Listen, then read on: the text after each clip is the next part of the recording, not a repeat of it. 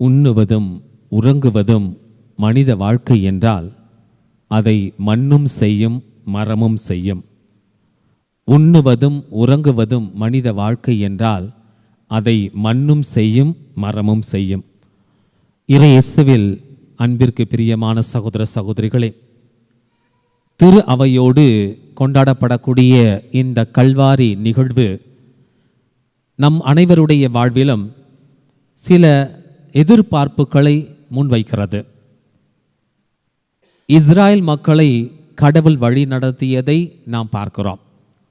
இதைதான் இன்றைய முதல் வாசகம் மிக தெளிவாக இரத்தின சுருக்கமாக மீகா வழியாக நமக்கு வெளிப்படுத்தப்படக்கூடிய செய்தியாக இருக்கிறது. பார்வோன் அடிமை தலையிலிருந்து இஸ்ராயல் மக்களை பாலும் தேலும் பொழியக்கூடிய கானான் நாட்டிற்கு கடவுள் கொண்டு வருகிறார். யாவே எலோஹீம் என்று அழைக்கப்படக்கூடியவர்.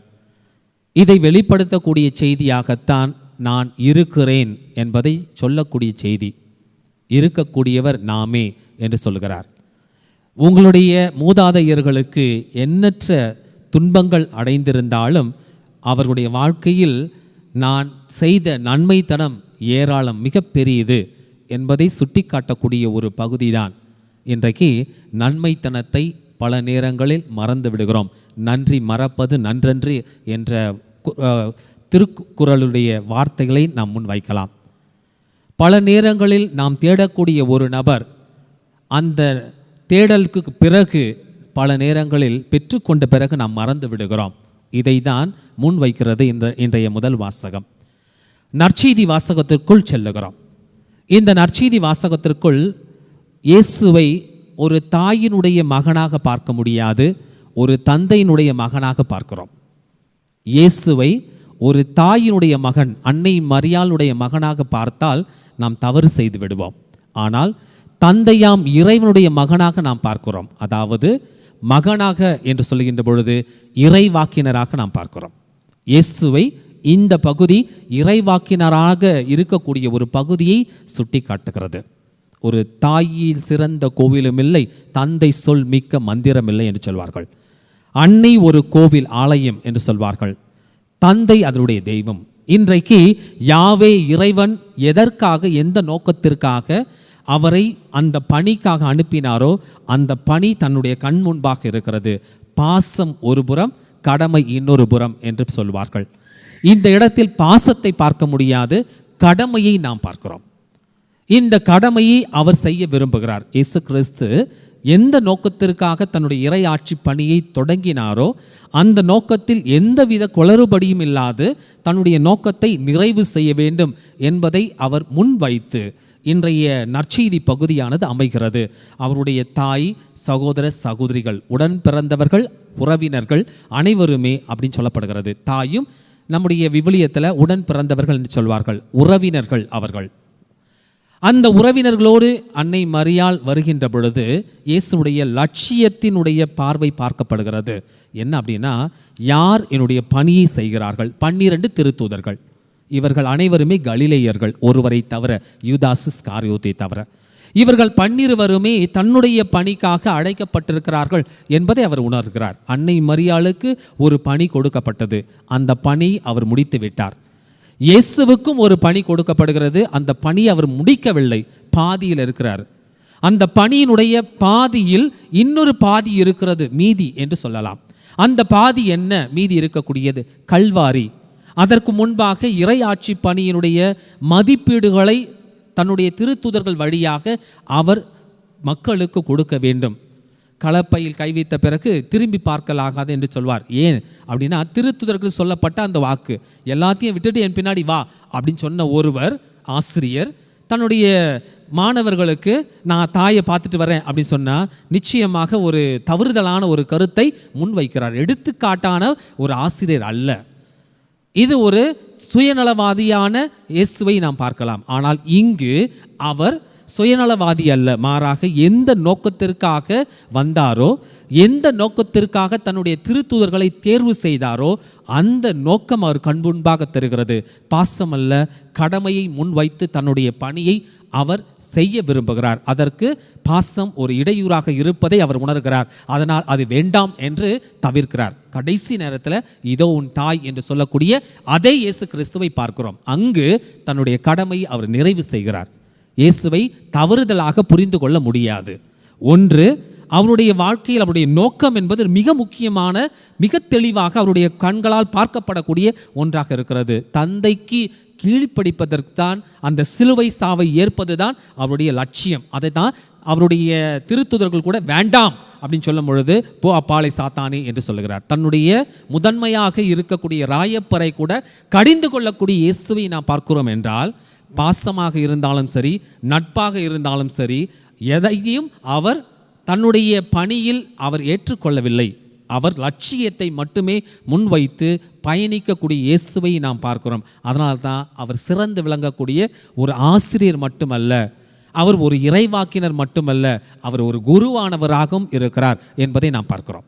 இந்த குருத்துவ வாழ்க்கைக்குள் அழைக்கப்படக்கூடியவர்கள் துறவியர்கள் என்று நாம் பார்க்க முடிகிறது. நம்முடைய ஆலயத்தினுடைய பாதுகாவலி குழந்தை திரேசாமால், திரேஸ் ஆஃப் லிஸியே என்று சொல்வார்கள். லூயிஸ் மார்ட்டின், செலின் கெரின் இவர்களுக்கு மகளாக 9வது குழந்தையாக மலர்ந்த பிரான்ஸ் நாட்டில் பிறந்த இந்த குழந்தையினும் வாழ்க்கையில் துறவரம் அழைக்கின்ற பொழுது துறவர வாழ்க்கைக்கு அவர் செல்லுகிறார். தாயை இழந்த ஒரு மகள், தந்தைக்கு பாசத்திற்கான ஒரு மகள், ஆனால் தன்னுடைய பணி இதுதான் என்பதை உணர்ந்து துறவர வாழ்க்கைக்கு செல்லுகிறார் என்றால் நிச்சயமாக அவருடைய வாழ்க்கையில் எதை அவர் முன்வைக்கிறார் என்பதற்கு நமக்கு அவர் ஒரு எடுத்துக்காட்டு. இன்றைக்கு பிரிஜித் என்று அழைக்கப்படக்கூடிய துறவியை நாம் பார்க்கிறோம். இந்த துறவியினுடைய வாழ்க்கையில் மறை சாட்சியாக தன்னுடைய வாழ்வை அர்ப்பணித்து இருக்கிறார். மறை சாட்சி என்று சொல்கிறோம்.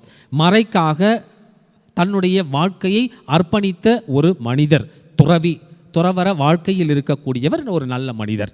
இந்த துறவர வாழ்க்கையில் அவர் துறவரத்தை கையில் எடுப்பது, கற்பு, ஏழ்மை, கீழ்ப்படிதல் வார்த்தைப்பாடுகள் மட்டுமல்ல துறவரம். தன்னுடைய கடமையை செய்வது தான் தன்னுடைய துறவரம். அதற்காகத்தான் இந்த வார்த்தைப்பாடுகள். கற்பு, ஏழ்மை, கீழ்ப்படிதல் என்பதே தன்னுடைய கடமையை செய்வதற்கு எடுக்கக்கூடிய மதிப்பீடுகள். இந்த மதிப்பீடுகள் என்பது ஒரு மனிதனுடைய வாழ்க்கையில் லட்சியத்தை அடைவதற்கு வழிகள். இந்த வழியில் ஒவ்வொருத்தரும் ஒரு புண்ணியத்தை நம்ம எடுக்கிறோம். குயின் பாவர்ட்டி என்று சொல்வார்கள். அது யார் எடுப்பார்னா அசிசியார் அழகாக எடுப்பார். குயின் பாவர்ட்டி, ஏழ்மையில் அவர் பார்க்கிறார். லோயலா இக்னாசியார் அவர் எடுக்கக்கூடிய விருது வாக்கு, எங்கெல்லாம் இறை வார்த்தை போதிக்கப்படவில்லை அந்த இடத்துக்கெல்லாம் நான் போய் சேரணும், நான் செய்யணும் அப்படின்னு சொல்லிட்டு எடுக்கிறார். அப்படின்னு என்ன அர்த்தம்? நற்செய்தி அறிவிப்பது என்னுடைய கடமை, என்னுடைய வாழ்க்கையினுடைய முதன்மையான கடமை என்பதை அவர் உணர்கிறார். குழந்தை திரேசா என்ன தன்னுடைய அழைத்தலே என்ன அன்பு செய்வது, எப்படிப்பட்ட ஒரு அன்பு அப்படின்னா அகாப்பை என்ற தியாகத்தின் அன்பை அவர் செய்ய விரும்புகிறார். ஒவ்வொருவருமே ஒவ்வொரு விதமான மதிப்பீடுகளை கையில் எடுத்து லட்சியத்தை அடைகிறார்கள். இவர் மறைசாட்சியான வாழ்க்கையை அவர் ஒரு லட்சிய பயணமாக எடுக்கக்கூடிய இன்றைய புனிதரை நாம் பார்க்கிறோம். நம்முடைய கோடி அற்புதர் அந்தோணியார். அந்தோணியாருக்கு ஒரு ரொம்ப சிறப்பான பெயர்கள் உண்டு. மறை ஆயர், மறை வல்லுனர், மறை போதகர், கோடி அற்புதர், இப்படி வரிசை நிறைய பேர்கள் அவருக்கு வச்சிருக்கிறாங்க. இந்த பெயர்களுக்கான காரணம் என்ன? எதற்காக இந்த பெயர்களெல்லாம் அவருக்கு வருகிறது அப்படின்னா, இன்றைக்கு நவநாட்களில் வந்திருக்கிறீங்க. இந்த நவநாளில் இருக்கக்கூடிய நாம் கோடி அற்புதர் எதை செய்கிறார்? நீங்கள் திருத்தலங்களுக்கு போனால் மட்டும் இல்லை, எங்கே போனாலும் அவருடைய சுருவங்களை பார்த்தால் நிச்சயமாக அது புதுமை செய்யும். எங்கள் கோயிலில் நேற்று பேய் ஓடிச்சு. எங்கள் கோயிலில் 7 பேய். நேற்று ஒருவர் வந்திருந்தார், அவர் பேர் வேண்டாம் சொல்ல விரும்பவில்லை. வந்தார், 7 பேய் ஓடிச்சு. ஒன்றும் இல்லை, நற்கன் முன்னாடி வச்சு உட்கார வச்சோன்னே அடித்து விரட்டிடுச்சு. நேற்று காலையில் நடந்த ஒரு நிகழ்ச்சி. இது எப்படி நடக்கிறது அப்படின்னா, அந்தோணியாருடைய வல்லமையான செயல்கள். அவர் என்ன அந்த அளவுக்கு பெருசா? அதுக்காக நீங்கள் நாரியப்புன்னூர் அந்தோணியார் திருத்தலத்திற்கோ புளியம்பட்டி அந்தோணியார் திருத்தலத்திற்கோ போகணுன்னே தேவை கிடையாது.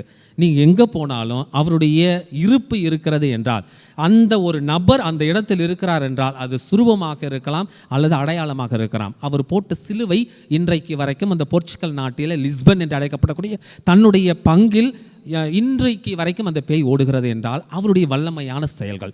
அவருடைய பதுவை நகரில் அவர் நாக்கு அழியாமல் இருக்கிறது என்றால் அவருடைய தூய்மையான ஒரு வாழ்க்கை. அவருடைய கையில் குழந்தை இயேசு வந்து நிற்கிறார் அப்படின்னா அவர் நற்செய்தி மீது இருந்த தாகம், அவருடைய வாழ்க்கையில் குறைந்த வாழ்க்கையை வாழ்ந்து நிறைவாக பெரிய புனிதர் 13 மன்றாட்டு சொல்லிட்டு இருக்கோம். எந்த புனிதருக்கும் அப்படி கிடையாது. நிறைய புதுமைகளை அவரை போல இதுவரைக்கும் யாரும் செய்யலை, இனி செய்ய முடியவும் முடியாது. எத்தனை புனிதர்கள் வந்தாலும் அவருடைய நிறைவு செய்ய முடியாது. ஏன்னா குழந்தை இயேசுவை தாங்கக்கூடிய அளவுக்கு பேறு பெற்றவர் அவர். புனிதர்கள் பார்த்துருக்குறாங்க. அவிலா தெரேசா குழந்தை இயேசுவை பார்த்துருக்காங்க, பல புனிதர்கள் பார்த்துருக்காங்க. ஆனால் குழந்தையோடு பேசுவது ஃப்ரெண்ட்ஷிப் என்று சொல்வார்கள், நட்போடு உறவாடுவது, அது அவருக்கு மட்டுமே கொடுக்கப்பட்ட ஒரு கொடை. அதை நாம் பெற்றுக்கொள்கிறோம். கடவுள் கொடுக்கிறார், நாம் பெற்றுக்கொள்கிறோம். அதை நாம் போராடி பெற முடியாது. கடவுள் விருப்பப்பட்டால் மட்டும்தான் கொடுக்க முடியும். இதை தான் நாம் பார்க்கிறோம். இந்த புனிதர் தன்னுடைய வாழ்க்கையில் சொற்ப காலங்கள் மட்டுமே 36 வருஷம் வாழ்ந்துட்டு போகிறாங்க அப்படின்னா, குழந்தை திசாம 24 வருஷம் மட்டும் வாழ்ந்துட்டு போகிறாங்கன்னா, அவங்களுடைய வாழ்க்கையில் இயேசுவை பார்க்குறோம். 33 வருஷம் அப்படின்னா எவ்வளவு நீளமாக வாழ்கிறோம் என்பதல்ல, எவ்வளவு ஆழமாக வாழ்கிறோம் என்பது முக்கியம். நீளமான வாழ்க்கை 90 வயசு வாழ்ந்துட்டோம், 100 வயசு வாழ்ந்துட்டோம், அதெல்லாம் பெரிய சாகசமே கிடையாது. எந்த அளவுக்கு ஆழமாக வாழ்ந்திருக்கிறோம் என்பது மிக முக்கியமானது. அந்த ஆழமான ஒரு வாழ்க்கையை தான் இயேசு கிறிஸ்து விரும்பினார், அதை தான் செய்ய விரும்பினார், அதை தான் செய்ய சொல்லுகிறார். புனிதருடைய வாழ்க்கை அந்தோனியாரும் பல புதுமைகளை செய்யக்கூடியவர். எப்படி இந்த புதுமைகள்லாம் செய்கிறாரு? காரணம் என்ன அப்படின்னா, அவரிடம் இருக்கக்கூடிய அந்த இறை பக்தி. இந்த இறை பக்தி இன்றைக்கு குறைந்து கொண்டு வரக்கூடிய சூழல் ஏற்பட்டிருக்கிறது. என்றால் என்ன அப்படின்னா, நம்ம கோயிலே ஒரு எடுத்துக்காட்டு. நான் ஒரு சின்ன மிஷனில் இருக்கேன், நம்ம கோயிலே தான். நிறைய பேர் திருத்தலங்களுக்கு போக ஆசைப்படுவாங்க, பங்கு கோயிலுக்கு வரமாட்டாங்க. திருத்தலத்தில் என்ன இருக்குன்னு எனக்கு தெரியல. நானும் வாடிப்பட்டியில் இருந்திருக்கேன், நானும் வேளாங்கண்ணியில் இருந்திருக்கேன். பெரிய வேளாங்கண்ணி, சின்ன பெரிய வேளாங்கண்ணி, பல தமிழ்நாடு முழுசுமே பல திருத்தலங்களுக்கு பணி செய்வதற்காக செல்லுகிறோம், வருகிறோம். ஆனால் திருத்தலங்களுக்கு மட்டும்தான் போய் புதுமை நடக்கும் என்பதல்ல, சிற்றாலயங்கள் கூட புதுமைகள் செய்யும். ஏன்னா அது அப்படிதான். வேளாங்கண்ணியே ஒரு சிற்றாலயம் தான், இன்றைக்கு தான் அது பேராலயம், திருத்தலம். வாடிப்பட்டி ஒரு திருத்தலம் அல்ல, அது ஒரு சிற்றாலயம் தான். இன்றைக்கு அது புளியம்பட்டியும் சாதாரண ஒரு கோவில் தான், குடிசை மாதிரி இருந்தது தான், இன்றைக்கு உயர்ந்திருக்கிறது. அப்படின்னா என்ன அர்த்தம் அப்படின்னா, சின்ன ஆலயம் தான் இன்றைக்கி பெருசாக இருக்கிறது. அற்புதங்கள் நடக்கக்கூடியது என்பது சிற்றாலயத்தில் அல்ல என்று சொல்ல முடியாது, சிற்றாலயத்தில் தொடங்கும். ஏன்னா அந்த இடத்தில் இருக்கக்கூடிய அவர்களுடைய நம்பிக்கை, அதைத்தான் நாம் பார்க்கிறோம். இந்த நம்பிக்கையில் இயேசு கிறிஸ்துவை நாம் பார்க்கிறோம். இந்த ஆலயத்தில் இயேசுவை நாம் பார்ப்பதற்காக வந்திருக்கிறோம் என்றால், அது எந்த அளவிற்கு நாம் இயேசுவை அன்பு செய்ய நாம் விரும்புகிறோம் என்பது மிக முக்கியமான ஒரு காரணம். இன்றைக்கு வந்திருக்கிறோம் அப்படின்னா, இயேசுவை நாம் இல்லத்திற்கு அழைத்து செல்ல நமக்கு கடமை இருக்கிறது. அதை தான் நாம் விரும்புகிறோம். இயேசுவை பெற்றுக்கொள்வதற்கு பல புனிதர்கள் நமக்கு எடுத்துக்காட்டாக இருக்கிறார்கள். இன்றைக்கு பிரிஜித் என்ற ஒரு துறவி, இல்லறத்தில் இருக்கக்கூடியவங்க, நாங்கள் என்ன ஃபாதர் செய்ய முடியும், நாங்கள் திருமண வாழ்க்கையில் இருக்கிறோம் அப்படின்னா, திருமணம் வார்த்தையில் தான் துறவரமே வருகிறது. திருமணம் இல்லை என்றால் துறவரத்திற்கு வாய்ப்பே கிடையாது.